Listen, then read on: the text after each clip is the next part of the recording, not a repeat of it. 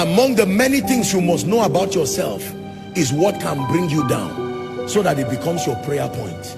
Did you hear what I said?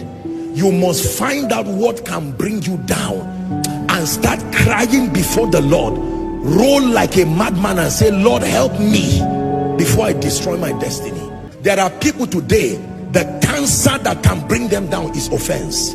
So every time the devil wants to cause problem, he will make them to not be recognized in a place, or create something and they say me. That's how they get into trouble.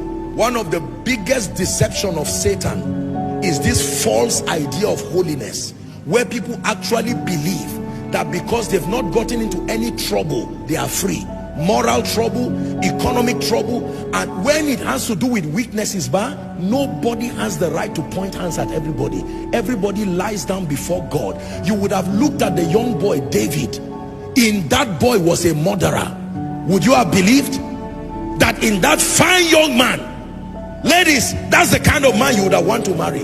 Yet if I told you you are about to marry a murderer, you will not believe it. Just because people have not acted out their lust does not mean they are free from it. Somebody who does not have, God forbid me, even if it's 1 billion and they call things they don't know anything about, instead of them to say mercy, oh God. Look, anytime you feel you are standing, you are already on your way going down. The only reason why we stand, I am telling you, is by the mercy of God.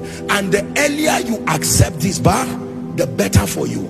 There are many arrogant people who have made noise like this to their detriment, and today they have become a disaster to the nations.